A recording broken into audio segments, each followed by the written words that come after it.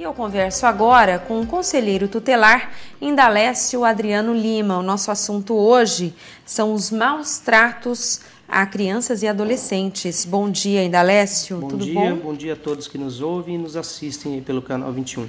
Indalécio, o que caracteriza os maus tratos? Maus tratos é todo tipo de violência, seja ela física ou psicológica. Vai caracterizar maus tratos. E vocês recebem muitas denúncias no Conselho Tutelar? Esse número de denúncias tem aumentado? Nós recebemos várias denúncias, né? Porém, muitas delas, a grande maioria, são infundadas. A grande maioria? A grande maioria são infundadas. Por quê? Quem é que passa essa denúncia infundada? Muitas são motivadas por casais separados, casais que querem um complicar a vida do outro.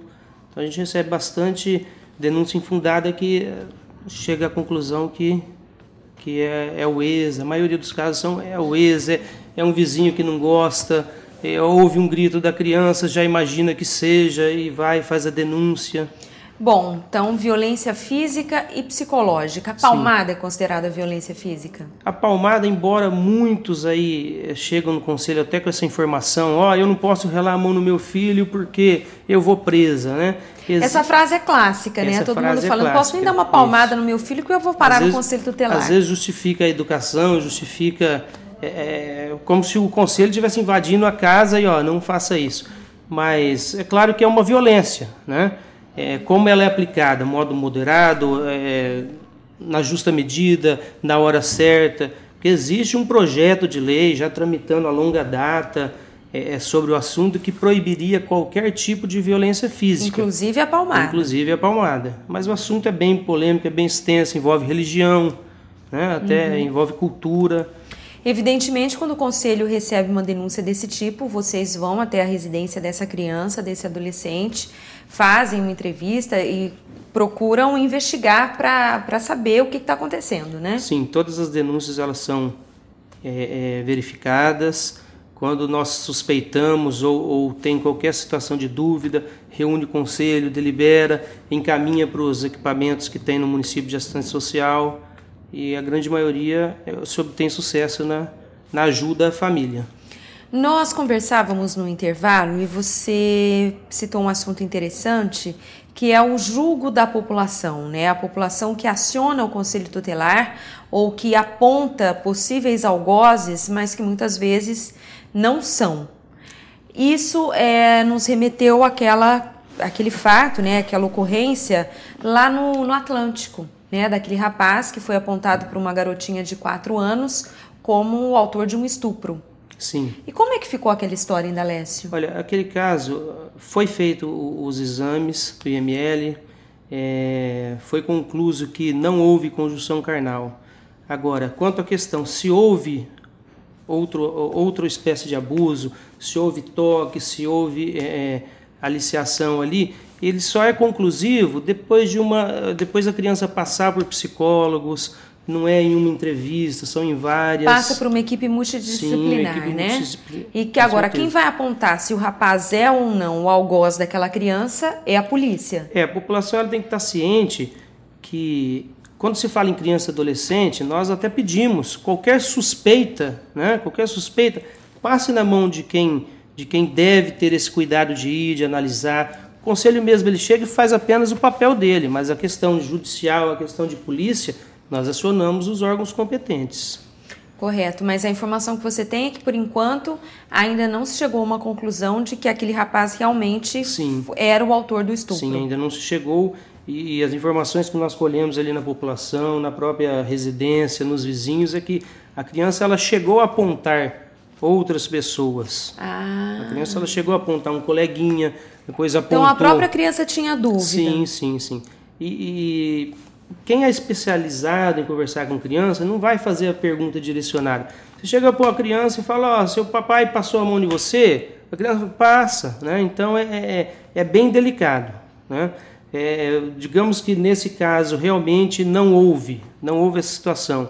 A vida da família, por enquanto, está acabada, tanto da família da criança, porque expôs demais a situação. Quanto do acusado. Quanto do acusado, que não está conseguindo mais residir em Araçatuba, a esposa dele não consegue mais trabalhar, está até a ponto de perder o emprego, porque está 3 semanas aí sem conseguir trabalhar. Nossa, acabou acarretando em outro drama familiar, né? Então nós pedimos à população que realmente faça o papel, né? Mas não de fazer acusação, de julgar, de linchar. Exatamente. Foi o que eu disse aqui na ocasião, que quem tem que julgar é a justiça, né? A polícia vai concluir o inquérito, vai encaminhar para a justiça e cabe à justiça dizer, né, se a pessoa é criminosa, né, se ela é responsável por aquele ato ou não. Não se dá para fazer justiça com as próprias mãos.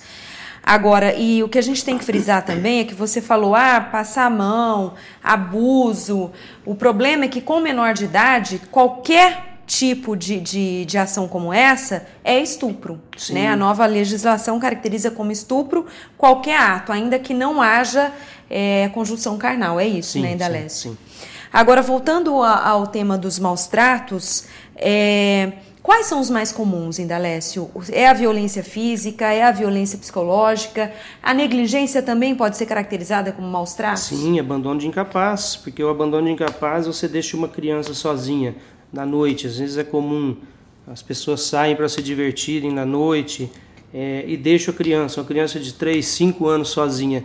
Essa criança, se ela passou a noite dormindo, ela não viu nada, ela está tudo tranquilo. Mas se ela acorda na madrugada, precisando do familiar, precisando da mãe, e ela entra naquele desespero, ela está sozinha, isso pode gerar consequências sérias psicológicas. É muita irresponsabilidade também. Muita irresponsabilidade. E acontece. Bastante também. Agora, adolescente pode ser deixado em casa sozinho? Adolescente é considerado adolescente de 12 anos acima, né? Então os adolescentes, eles já têm aí o discernimento de estar sozinho em casa. Não é uma situação grave. Não é uma situação grave. E a situação mais comum de maus tratos que vocês vivenciam no dia a dia? É agressão física. A agressão física foi aplicar força desnecessária, né, no momento da raiva. E o que vocês fazem nesses casos? Olha, nesses casos nós trabalhamos com a família, nós encaminhamos a família para o CREAS, que é o Centro de Referência, né, onde vão passar pela equipe multidisciplinar. Fazemos o trabalho também, o conselho com a família, conversando, orientando. E isso vai para a promotoria também, da criança e do adolescente? Também depende da situação, a gente também encaminha para o Poder Judiciário, promotoria e justiça. Em alguns casos, a criança é até retirada dos pais, né? Sim, aí são os casos de medidas... Houve uma violência, então vai se estudar o caso. Tem caso que a criança é retirada, né? Que não deixa de ser uma violência. Quando precisa se tirar uma criança de uma família, não deixa de ser uma violência, né? Mas foi uma situação necessária. Mas em muitos casos, quem é afastado da família é o agressor. E essa violência toda, esses maus tratos, eles são motivados por quê? Por bebida, por situação financeira delicada, complicada? Quais são os principais fatores que levam? Imagino que sejam os pais os principais agressores. Sim, é isso? É a família. E o que leva essa família a agredir uma criança, a agredir um adolescente, Indalécio? Como você citou aí, a bebida, a droga, né? Os pais que fazem uso, a intolerância. Não existe fórmula perfeita para criar os filhos, não existe uma fórmula.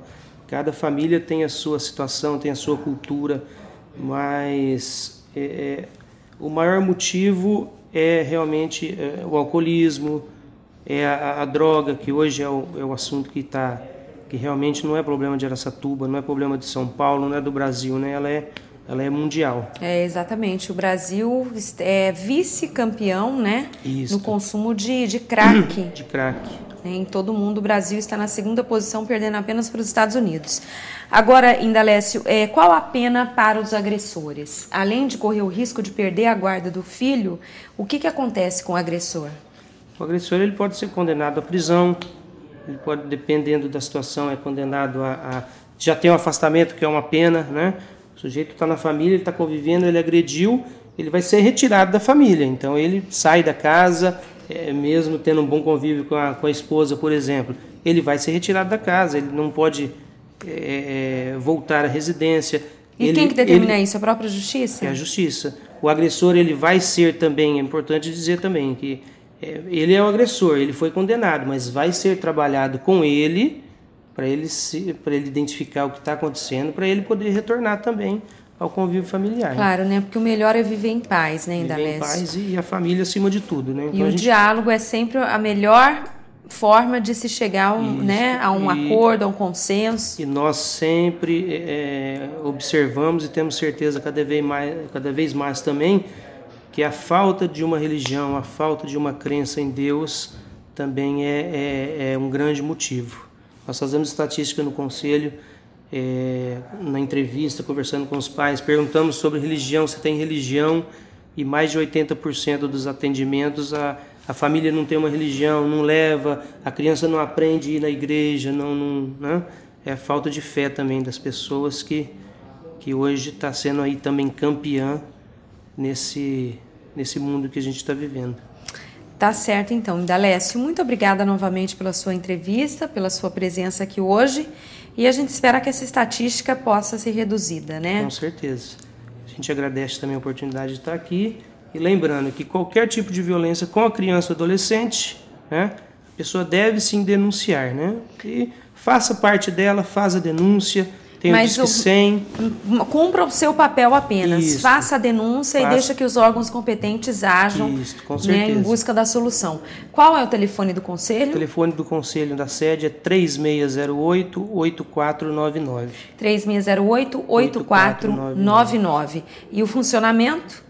Das 8 às 18 sem interrupção e das 18 em diante e aos fins de semana, feriado, a gente está no regime de plantão.